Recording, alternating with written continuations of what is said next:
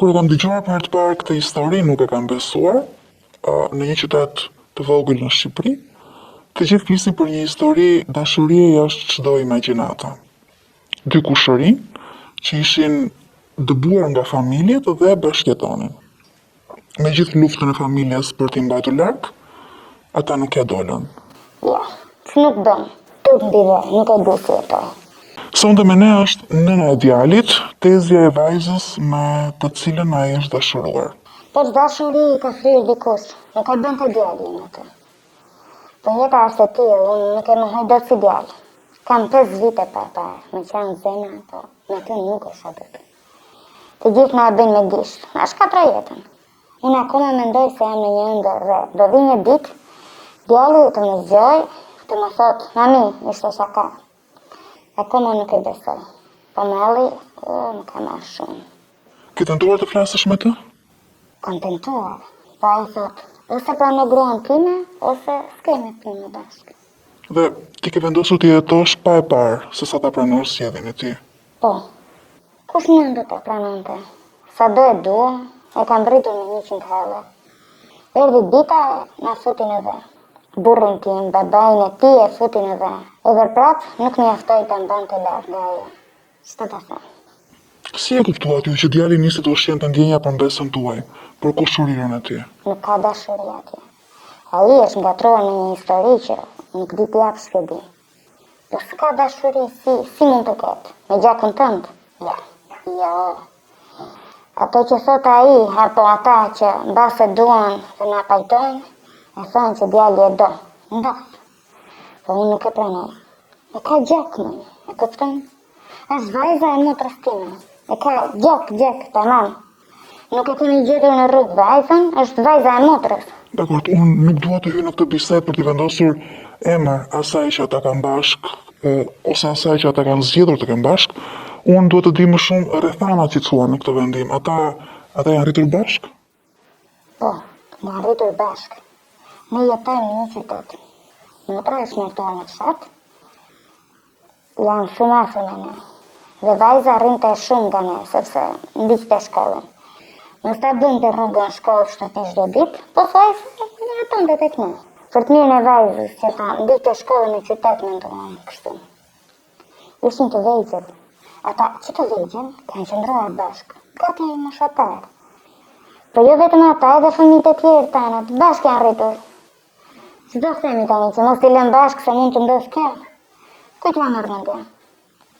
Ne shoqërisë zoti kemi martuar afër, fëmijët kishin fatin të rriteshin bashkë. Po kjo e jona ishte fatkeqësi. Ata ishin fëmijë, rrinin bashkë, luanin bashkë. Flinin në një dhomë kur ishin të vegjël? Jo në një dhomë.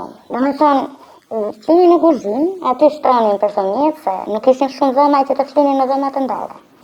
Ndërsa flinte në kuzhinë, djemtë në tomë, se kam edhe një djalë tjetër.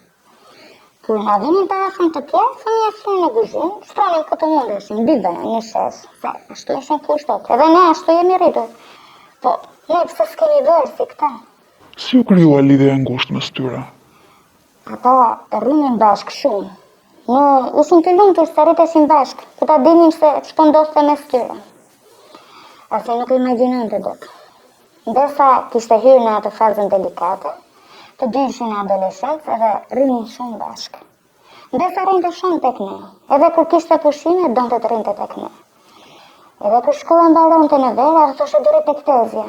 Unë patjetër që isha e lumtur. Po nuk është ajo rrinte tek ne me idenë që ishte në qytet e mund të dilte, as nuk dilte. Ajo rrinte prej djalit. Unë shikoja që rrinin shumë bashkë, edhe ai u largua shumë nga shokët, nuk dilte. Rrinin bashkë gjithë kohës, luanin, bënin muhabet. Po, kur ishte verë, ndërsa rrinte e pantallona të shkurtra, fustane. Edhe me të rrinte pa tek lif. Unë nuk isha parë sa ta shojtë që ishin, edhe një 2 herë i kisha marrë veç mbesën, të ishte me e kujdeshme, të vishe më mirë. Po, thoshte ajo, po nga ana tjetër njësoj. Në patjetër që nuk i rualla dot, kishin punë. Edhe ai sa mund të flisë, u flisën nga merakë, kjo e dhja unë e shketa që ata kishin nisur të prekeshin e të bënin gjëra në njëri tjetër. Si e kuptuat? Kisha kohë që dyshoja. Po nuk e mbaja mendjen aty. Më shumë dyshoja për lidhjen e ngushtë që kishin, sa atje, nuk shkonte mendja kur. ose nuk doja ta pranoja. Burri erdhi një ditë e më tha që nuk më pëlqen marrëdhënia atyre. Janë si motre vëlla, por janë një mosh delikate, si të rrinë aq shumë edhe aq ngjitur me njëri tjetrin. Një natë ai ishte çuar për të pirë ujë, edhe i kishte kajtur që ishin divan të dy duke qesh, me sa të lëkore. Të ke bërë adet. Në një divan ku flinte mbesa. Ishte trembur në fillim, por edhe ai si prind e kishte hequr mendje, nuk kishte dashur të mendonte për këtë. Po më shumë për merak edhe ai. Sa ishin ato rreth 17 vjeç të dy. E po, kur burri me tha këtë, pranon i bërë nushi kokra. Një parandim një keqe në kapi. Nisa të beja bashkë gjithë sinjale që kisha të parë, e kisha mërë. Prap e hoqa mendjen. Një keqe që mund të mendoj është se në atë moshë ata mund të eksploronin. Edhe kjo, më të meroj shumë. Vetëm si ide, këtë dhja i në shkota, e ne të shkotët, që ata jo vetëm kishin eksploruar, për një ditë të bukur do na vinë e do na thonin që ishin dashuruar. Nuk e di sa kohë kishin, derisa ne e zbuluan dhe e vërtetuan. Dhe ata e na pranuan. Nuk e di sa kohë kishin. Nuk ja fal dot vetes që unë si nën nuk e kam kuptuar. E kisha folur edhe me motrin larg se nuk doja që ta ndillja. Po që folim që ata rriteshin e nuk duhet rrimi me aq shumë të flenë në një shtëpi. Ajo kuptoi, edhe mbesa nisi të vinte më rrallë në shtëpinë tonë, se nuk mund t'i prisni me frikë. Po, djali nisi të shkonte më shpesh në fshat. As unë, as motra nuk u ndalonin dot të rrinin, se ç'po thonim. Nuk e mendonin kur, dekjen po atë, jo. Kur niste ti të shoja? Po nuk ishte hyrë një dyshim mua, që kur më tha burri. Por edhe me herët thaq, vetëm se nuk doja ta mendoja shumë, nuk doja ta pranoja as si dyshim. Mendoj kur djali shkonte tek motra, vetëm tek ai shkonte tek asnjë tjetër. Nisa të dyshoja se mes tyre kishte një lidhje më të ngushtë se sa vëlla e motër. Se gati ashtu ishin për ne. Edhe sa që debatonin në shtëpi, ai na histe muhabetin tek mbesa, ma akuzonte se unë nuk doja që ata të kalonin mirë. Me sa duket, e flisnin edhe ata, e dini që ne diçka dyshonin.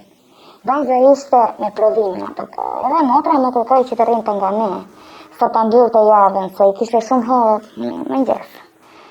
Ajo rri tek ne dhe qëndronte diku 3-4 ditë. Mbesa erdhi, unë absolutisht nuk e zija në gojë lidhjen me djalin, se dhe ato e kisha si vajzën time, nuk i kisha ndarë. Dhe ju thash që ishte në fazën e dyshimit dhe merakut të një nëne më shumë. Një natë nuk më zinte gjumi, shtëpia ishte qetësi, asnjë zhurmë, asgjë. E mua pak nuk më zinte gjumi. U çova një herë shkova në banë, ktheva kokën nga kuzhina, ku flinte mbesa. E shoh që ishte mbuluar e gjitha, edhe kokën edhe flinte. U qetësova. Nuk e di nga si po më rakortesha, po ndjeva një lehtësim. U shtriva sërish. Çudi, më erdhi që mbesa kishte mbuluar edhe kokën, sa nuk flinte asnjëherë ashtu. As freskët nuk ishte. Po nëse nuk i dhe shfali rëndësi. U shtrive, pra kullisë në krevat, s'më zinte gjumi. Kur dëgjoj zhurma nga jashtë, si të qeshura, si kërcitjela marinash. Ja vura veshin, nuk dallova zëtë njohur. Kush e di thash, pjanet që kthehen vosh. Sëri zhurma, dhe kësaj herë vinin nga vendi kuzini mrakin. Aty kishme edhe një kasollet vogël që mbanin kështu, ca rraqe të vjetra. U qova të shikoja nga dritarja, po nuk ishin pamje nga ajo dhomë. U shtriva, nuk më zinte vendi, u qova. Edhe kur të kaloja në kuzhinë, shoh nga divani mbesës, apo më të këse trupi vogël, atje poshtë batanijes. Më qoj e stikti, afrohem, bëra kokën, s'po shi asnjë fije flokut të saj. Ma bash ngre batanijen, që të shoh? Ishte me asteqen. Ajo dinte që unë dhe burrin qeshim natën dhe që të mos dyshonin që ajo nuk ishte në dhomë, kishte vend poshtë batanijes e steqe. O, kur e pash, si s'më ra një gjatje në këmbë. Trupi më drejt, thash, se vdiqe. Shkova më vrap në dhomë e djalit, se që nuk ishte në dhomë. Rënga, më shkoj të zjeja burrin. Po e lash, kisha frik nga çfarë do zbuloja dhe nuk doja që ai ta dinte në atë moment. Kisha frik. Nuk hapa asnjë dritë. Kudoj që ishin ata, nëse do shikonin dritë, do trembeshin. Si që isha ashtu, me këmish në gjumit, dola jashtë, shkova për nga kasolli, cilat vinë në ndel, zrat mekur. Ndalova, të gjava rënkinë. O, Zot. O, që nuk kam bërë, po nuk i harroj dot. Nuk i harroj dot si i vetë.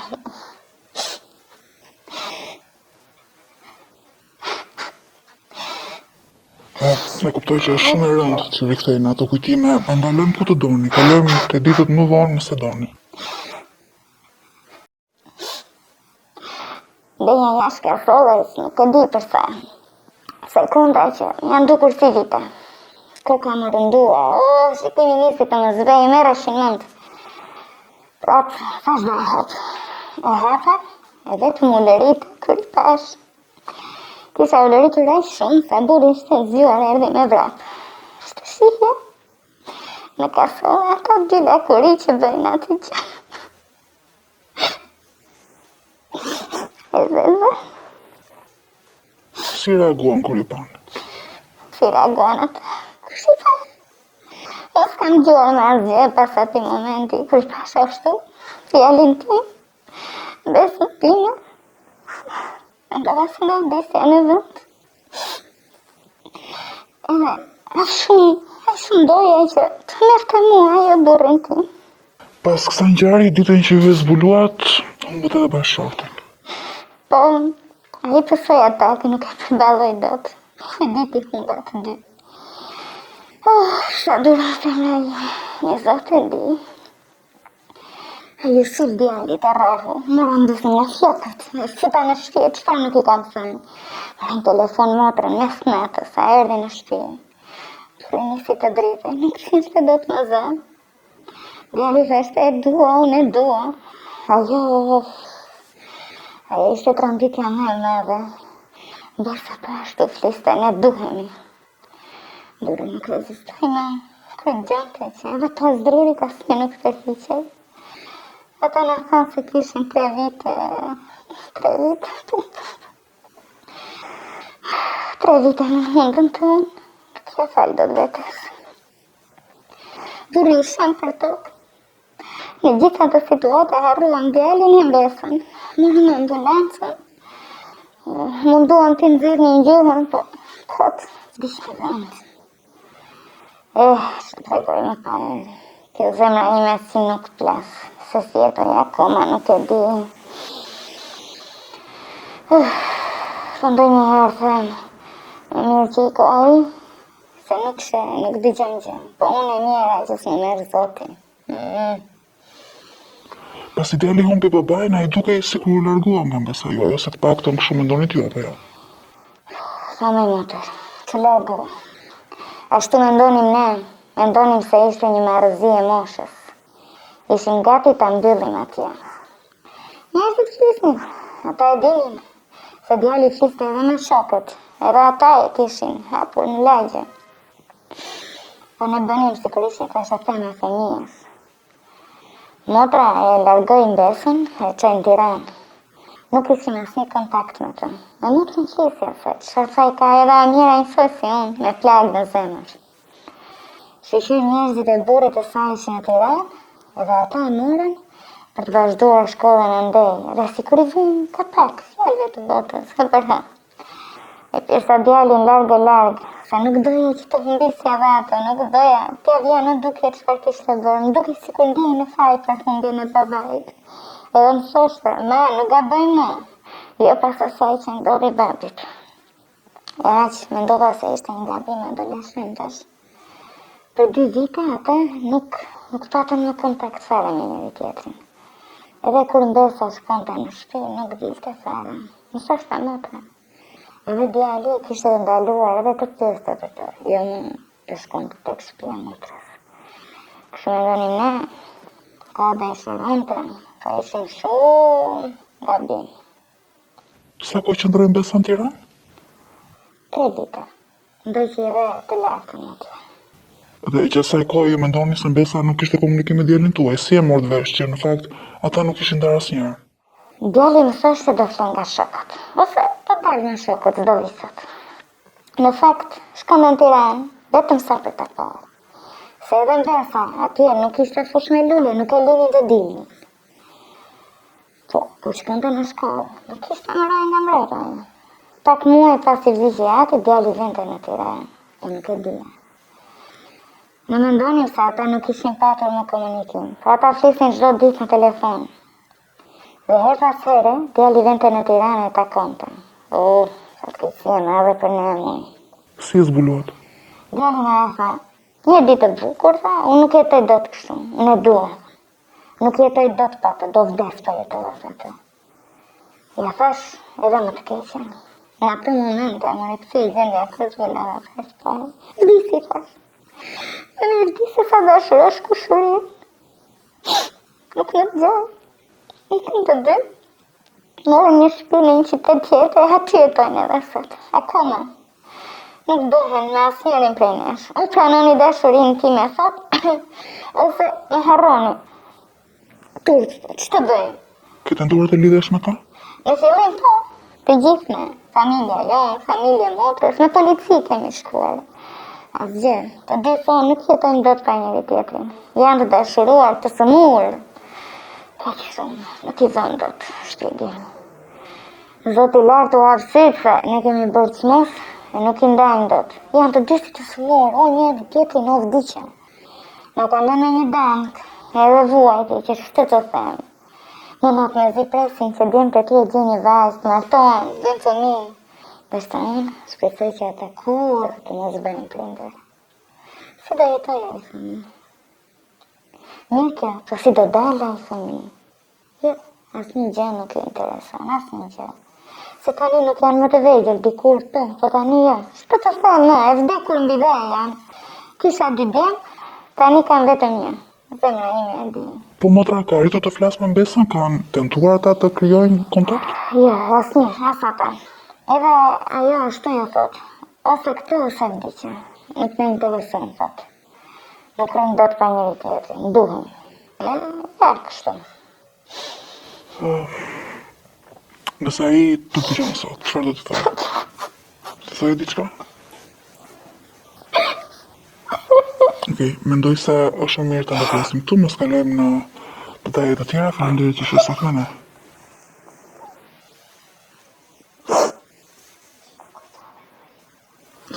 O, që më ke kujtuar? Nuk duhem, që më ke bërë sot?